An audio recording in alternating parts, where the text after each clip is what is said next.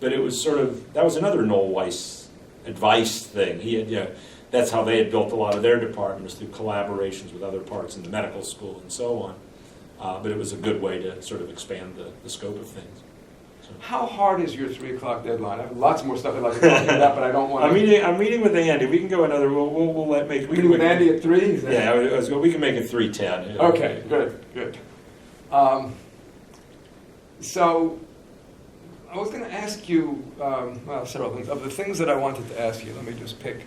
Well, what do you regard as the department's most significant accomplishments? Have you had a chance to think about that at all? Historically, again, forget my era.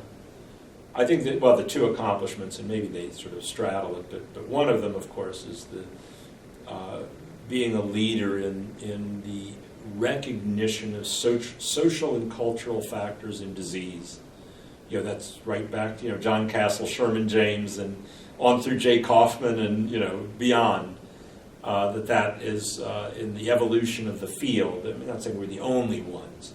I'm thinking about, Mervyn Susser, who recently passed away, obviously that was another place, Len Sine. But UNC was really quite prominent in that.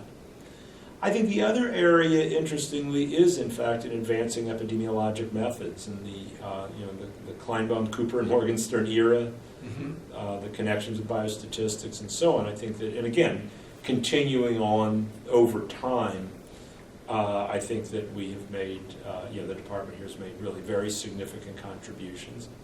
Probably the other one is the long-standing and very diverse array of achievements in cardiovascular disease. If I had to pick a substantive area that way, a disease area, going back to the lipid research clinics, when that even also goes back to John Castle, but all the way through with Al Tyroler and obviously Gerardo, Heiss, and others, that's quite a legacy. There are certain other, there are a few other programs in the country, Minnesota, maybe Pittsburgh, that can claim, Hopkins, that can claim that kind of a impact, and again, contributing to, let's face it, it still is one of the major chronic disease public health success stories of the era. The understanding of cardiovascular risk factors and interventions and prevention and atherosclerosis, and I mean that really is, and they obviously they've been a part of that. You only see it. I wouldn't have thought of that before I came in to talk to you today, but you step back from it and say, wow, they are one of the senior partners in that whole lineage of research. I think that's a pretty big deal. I don't know, there's others, I'm sure. And reproductive epidemiology, it was a small field, right, but we were one of the earlier starters. It's sort of a big fish in a small pond, if you want. I think, even now there are, that's something that through, again, motivated in part by the Carolina Population Center. But more generally, when we achieve, we had a cluster of 3 or 4 faculty who work in that area, and we still have 3 or 4 faculty, you still have 3 or 4 faculty that work in that area. That's actually a pretty big group for this kind of a field. And I remember, again, it was very flattering to hear that when, of people that were sort of looking around the country, okay, what's the best place in the country to do this? There was a period for a number of years, and I hope it's still true, I think it may well be, where this is the place. Again, not as stiff a competition as there is in cancer or cardiovascular, perhaps, but certainly one of the leaders in that. Clearly, it's funny, you have to sort of pick these areas where you can make a distinctive contribution, and I think that UNC has done a very good job with that overall. Last one or two here. Last one or two. Well, one of them was major supporters or champions of the department outside of the department. You mentioned Mike Cohen, Michelle Ibrahim, of course, right, and Dick Udry. Yeah. Anybody else come to mind? Oh boy, I'm just trying to think, when you say within the university but outside the department. I mean, if there's somebody particularly outside the university, you can I'm thinking about, what I'm thinking about is the people who sort of, there's so much, sort of credit to it nationally, but that was almost just universal. That was just sort of the recognition of the UNC stamp in the sort of in the broader world that way. But maybe people who really help you out. As far as people who help me in building, helping to build the department, I mean, clearly those are, Mike Cohen and Dick Udry really would stand out in that way. I don't think, there are others, again, people were very accommodating and receptive in the medical school, very open to engaging in that way, but those are the ones I think where it actually was concrete, not just goodwill, but sort of more productive of specific action, I think, in that way.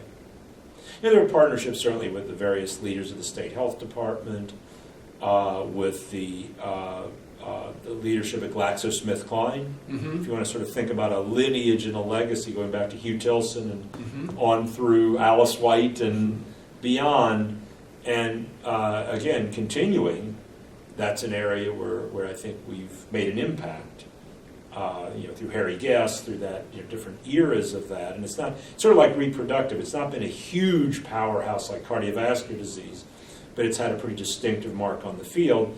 And I think that not just the money, but the motivation, Glaxo, Burroughs Wellcome, then GlaxoSmithKline. I don't know what it is now. I don't know if it's still GSK. GSK, still GSK.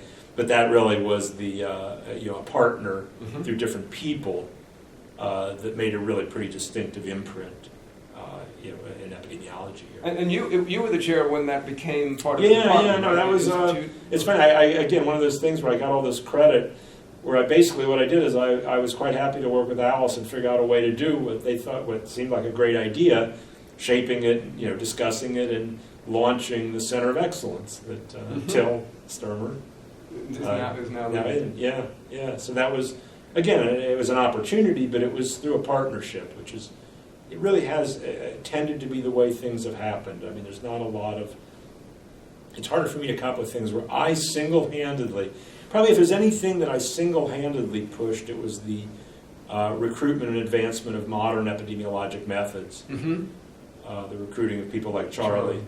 And then looking, and opportunistically too, I give myself some credit of when you can bring in an Irva Hertz-Picciotto, Steve Marshall, as you sort of, David Richardson, I was in the early stages of that, but looking for these sort of double threats, subject matter experts who are not just adequate in methods, but they are strong methodologists. And that's, again, that's a very efficient way to do that. That was probably I had more autonomy in that one. The other ones were, again, instigated by or critically engaged other partners. So you could have retired, you could have had your whole life here in Chapel Hill, and then just before you finished your chairpersonship, you up and went to New York City. Yeah. What happened? No, it's I was here for 20 years, raised kids here. As when people ask me, I say, well, I was there 20 years. Obviously, I liked it. I loved it here. But, I think in part the move to New York was honestly more, you're from the New York area, right? Yeah. It was about the city, and I loved it there, and I have no regrets about that. But just Chapel Hill is a wonderful, charming, calm, family-friendly environment. The analogy I've used, at some point it's like living with your parents, your family of origin. It's comfortable. I love mom's cooking. I know everybody, no pretenses. And then and that is not like New York. Not like New York, where you're out there in it, and it's exciting and fun. And it was just sort of, I think, a contrast and a life stage, you could say, too. Academically, it's interesting because, again, I was at Mount Sinai for 5 years. I went with good intentions. They had good intentions, but it was not a good match. It's a very soft money environment, very aggressively entrepreneurial, completely. I mean, you live or die on the grants you bring in. No ambiguity about that. So now at Brown, the move has been, I came in there, starting a new school of public health, which is in the process of moving in the direction of accreditation. It's been fully established as a school now.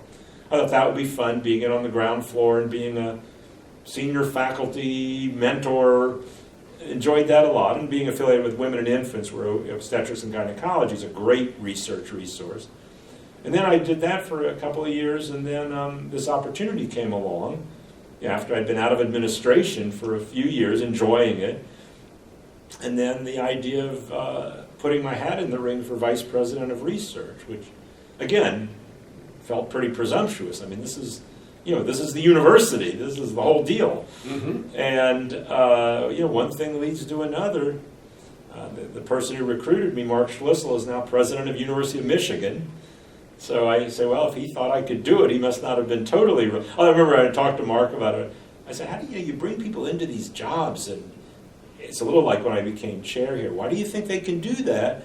He said, it's not that you know how to do it, it's I think you can learn to do it. And it really is. And these the way academics works, at least, when you do these administrative moves, make these moves, you're completely ill-equipped, but you have a basic set of skills and an attitude that is being entrusted. Mm-hmm. And it's an amazing act of faith. It really is. Say, okay, now you take over the department. I've never run anything like this, Or in this case, take over the office of the vice president for research. And again, now I'm a year into it, and it's amazing. I mean, it really is. It's a fantastic opportunity.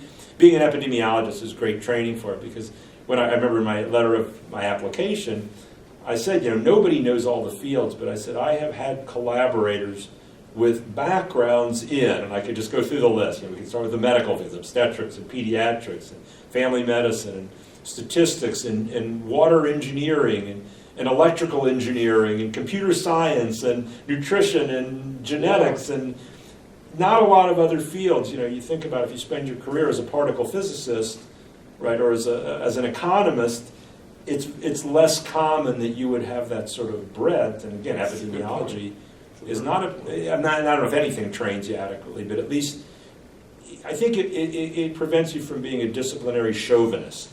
You don't say, our field knows all the answers, nobody else knows anything.